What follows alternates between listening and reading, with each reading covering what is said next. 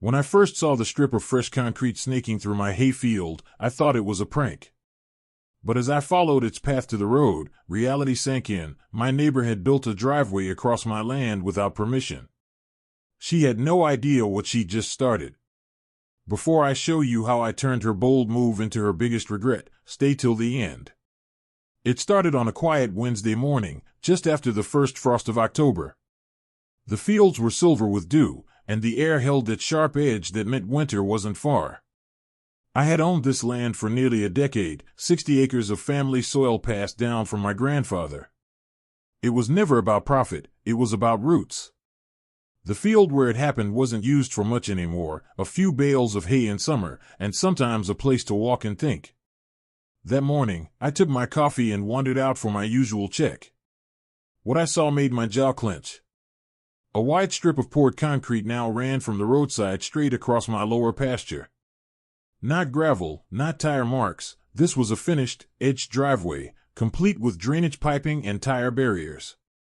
At first, I thought the county had made a mistake, maybe run some kind of utility path. But as I followed it uphill, I realized it terminated at the back of Karen's property. Karen, the neighbor from across the road, queen of the HOA board, loudest at every town meeting, always complaining about aesthetic values and unauthorized structures. She had built a driveway. Right through my field. I stood there for 5 minutes, not moving. The cold bit through my flannel, but I couldn't feel it. My mind ran through the possibilities. Maybe it was temporary. Maybe a contractor had gotten confused. Maybe this wasn't what it looked like. But it was. Fresh survey flags lined the path. Stakes had been driven. This wasn't a mistake, it was deliberate, calculated, and illegal. She hadn't asked. She hadn't called. She'd just acted. And now my land had a 12-foot wide scar poured into its heart. I walked back to the house in silence.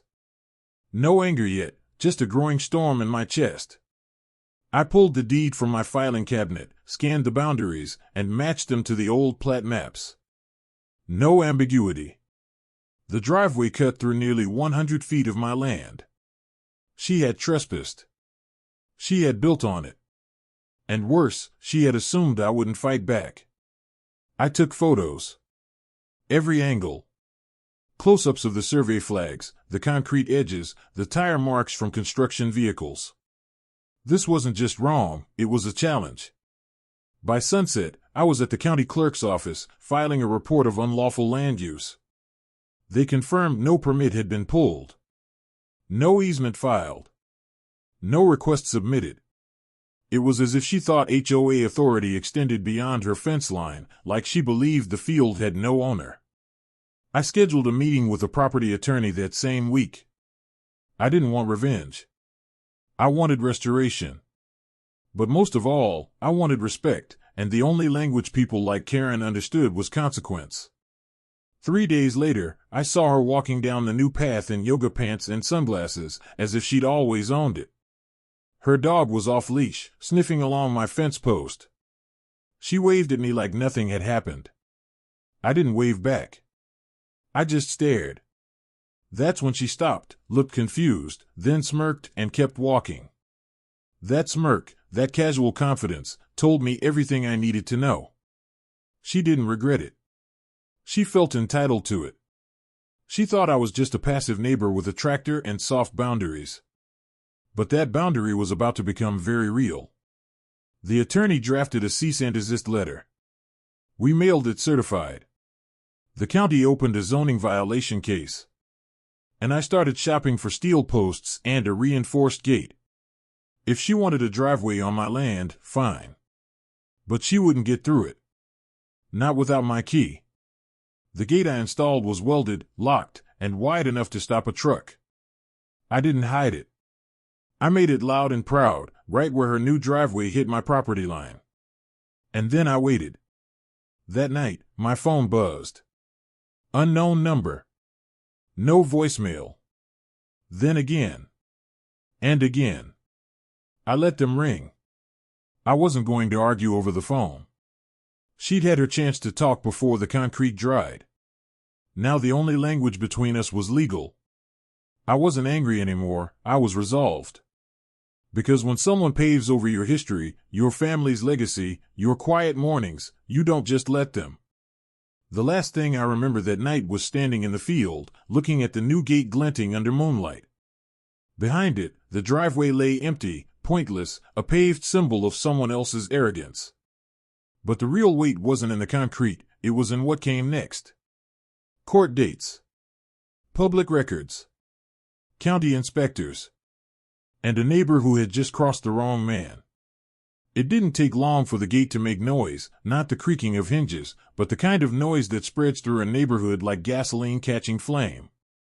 By morning, a picture of it had surfaced on the HOA's community page, captioned with passive-aggressive words like unneighborly obstruction and unapproved eyesore. I wasn't part of the HOA, but my land bordered enough of them to matter. And now, my active boundary defense had become the talk of Karen's court. The gate stood tall, dark, and locked. She couldn't remove it without trespassing, again. She couldn't pave around it because that would have meant tearing through more land I owned. She couldn't even claim it was temporary. I had drilled the posts deep, filled with concrete, and submitted my own declaration to the county, access restricted. Private agricultural property. Within a week, her shiny new driveway had become a dead end.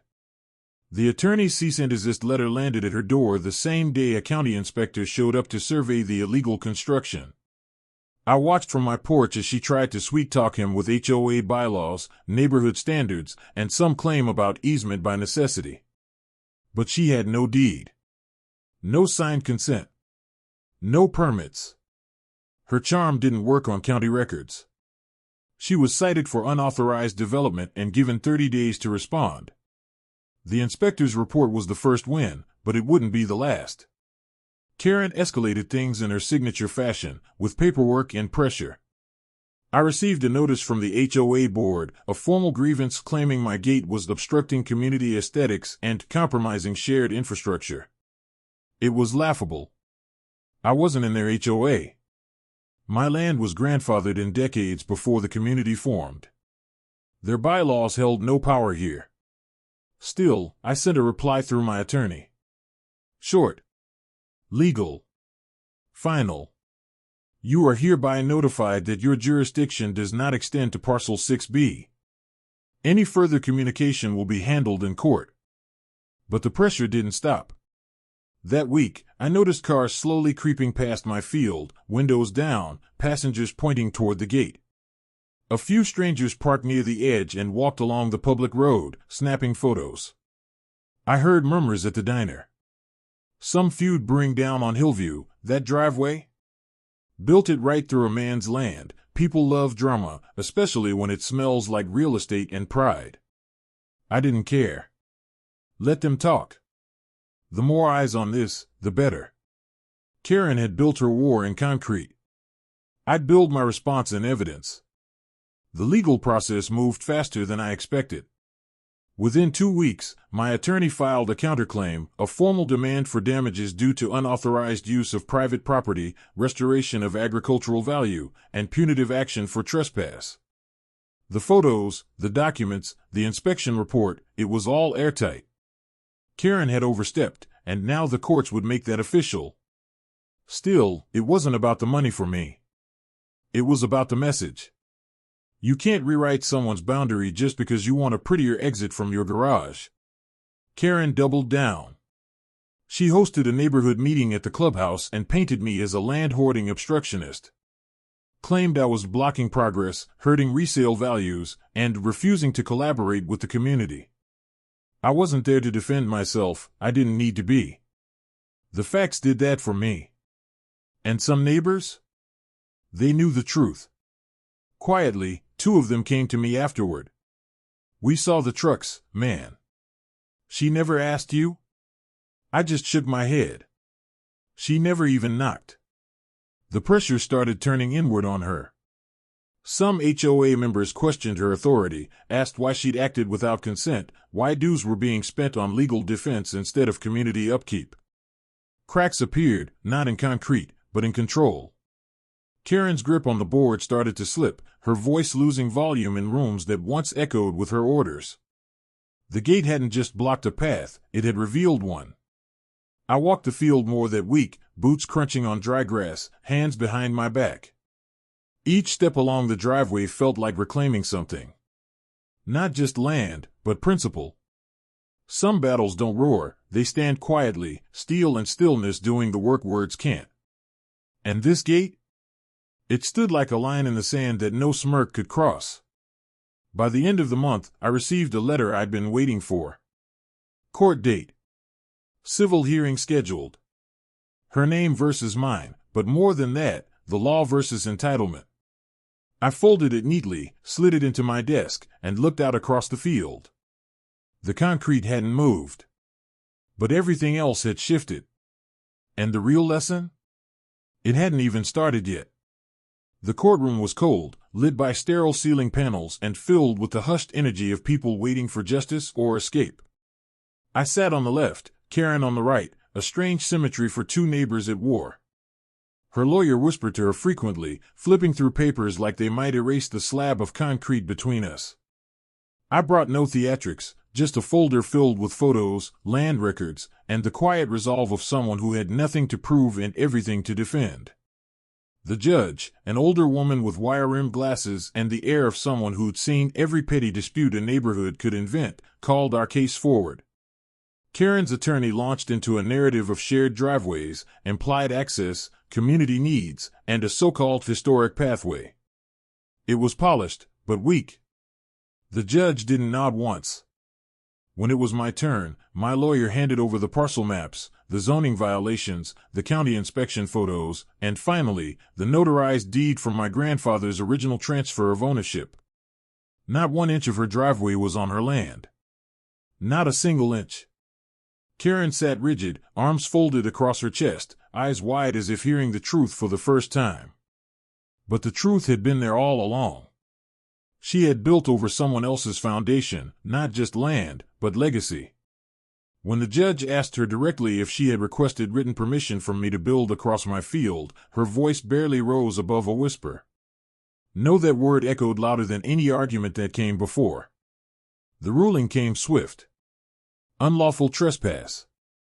Unauthorized construction. Violation of local zoning codes. Karen was ordered to remove the driveway within 45 days, cover all court and removal costs, and pay damages for land restoration and legal expenses. The courtroom didn't cheer, justice rarely arrives with applause, but the silence afterward was a verdict all its own. She didn't look at me as she left. I didn't need her to. Demolition started the following week. I watched from the edge of the property as backhoes tore up the concrete she had poured with such confidence. The sound was sharp and final, like pride being broken apart chunk by chunk. Men in hard hats shoveled the remains into trucks, dust rising into the air as if the land itself was exhaling. By the time it was gone, only a scar remained. But even that would fade, with time and grass and seasons. The HOA tried to distance itself quickly. A statement was issued calling the incident a personal decision made without board consultation and emphasizing a renewed commitment to respecting property boundaries. But inside the community, the shift was irreversible. Karen resigned from the board 2 weeks later. No ceremony. No defense. Just a quiet exit from the throne she had built from meetings and rules and intimidation. I didn't gloat. I didn't post anything. I simply got to work reseeding the land. Reclaiming. Restoring. The soil was still good underneath. It always had been. Some neighbors waved more warmly now. One man even stopped his truck to say, "She had that coming. Glad you stood your ground." I just nodded. The victory wasn't in the court order. It was in knowing I hadn't let my silence become permission. There was one final act to close the book. I installed a sign at the edge of the field. Nothing dramatic, just a wooden post with a hand-painted message, "Private land. Respect matters." No locks, no warnings. Just a reminder. Sometimes the strongest fences aren't made of steel, they're made of memory, boundaries drawn in resolve, not in revenge. And now, as the sun sets low behind the western trees, casting long shadows over the once violated field, I walk it freely again. No tire marks. No strangers. Just wind and wheat in peace. The land speaks softly once more, because it knows it's safe. But the lesson? It will echo longer than the concrete ever lasted. 3 months after the court ruling, the field was finally mine again, not just legally, but spiritually. The land no longer whispered with the insult of intrusion. Grass had begun to regrow where gravel once bit into soil, and the faint outline of the destroyed driveway now blended into the landscape like a memory half erased. But the effects of what Karen had done, and what she lost, still lingered through the neighborhood like distant thunder long after the storm. Karen hadn't spoken to me since the hearing. She used to walk with a kind of stiff authority, barking orders during HOA rounds or commenting on other people's yards with smug precision. Now, she passed quietly if she had to pass at all, her gaze downcast. I wasn't looking for revenge in her silence, I saw something more familiar. The shock of being told no by the very rules she once weaponized. She had spent years controlling others' space. It only took one moment for her to lose control of her own. Rumors swirled that she tried to get elected back into the HOA board but was quietly rejected. Some said her husband had taken a loan to cover the court-mandated fees. Others claimed the contractor that poured the driveway sued her for defamation after she blamed him in a community group. I didn't dig into it. The goal was never her ruin, it was my restoration. But when you dig through someone else's soil without permission, sometimes you bury yourself. I focused on what mattered, the work of reclaiming and replanting. With spring arriving, I began restoring a strip of the field that had once grown wildflowers during my grandfather's time. He used to say they were proof the land still loved you. I found the old wooden crates he used for seeding in the barn and cleaned them with care. Each handful of seeds I cast into the wind felt like an act of healing, for the land and for myself. One morning, while working the fence line, a stranger in a denim jacket pulled up in a pickup truck and stepped out with a clipboard. He introduced himself as a surveyor working with the county. Just updating old boundary records, he explained. I pointed to the corner markers, still intact after all this. He nodded, impressed. You kept things clean. I smiled faintly. Had to make a point. He chuckled and shook his head. You did. That moment reminded me how many people had quietly watched the whole saga unfold. Some never said a word, but they understood. Property isn't just lines on a map. It's history, memory, effort, sometimes passed down through blood. It's respect. And when someone stomps over it with concrete and entitlement, the damage is deeper than surface level. The roots feel it. The surveyor's visit sparked something in me. I decided to write a letter to the county office, requesting the historical preservation of the land parcel. Not for development, for legacy. I included photos, family deeds, and a simple note, let this land remain what it was always meant to be, whole. Within weeks, I received confirmation, the parcel would be protected as agricultural heritage land. Karen's driveway wouldn't just be gone, it would never return. Legally, permanently, respectfully. I framed that confirmation and hung it in my barn, next to an old black and white photo of my grandfather leaning on a shovel at the same spot where Karen's concrete had once split the soil. His boots were muddy. His eyes determined. I like to think he'd be proud that I didn't fight with fists or fury, I fought with principle. Quietly. Completely. The driveway story faded from town gossip eventually. A new HOA president emerged. Fewer compliance warnings came through mailboxes. The neighborhood breathed easier, like a rigid rope had finally loosened. Karen? She still lives down the block, but her voice isn't the loudest anymore. Sometimes presence is louder than noise. My gate still stands, not locked anymore, but never forgotten. It reminds everyone who passes that some lines should never be crossed without permission. And me? I walk my field every evening, head low, hands in pockets, watching wildflowers reclaim the land. I don't feel anger. Just peace. The kind of peace that only comes after you've stood still while someone tried to bulldoze your roots, and you didn't move.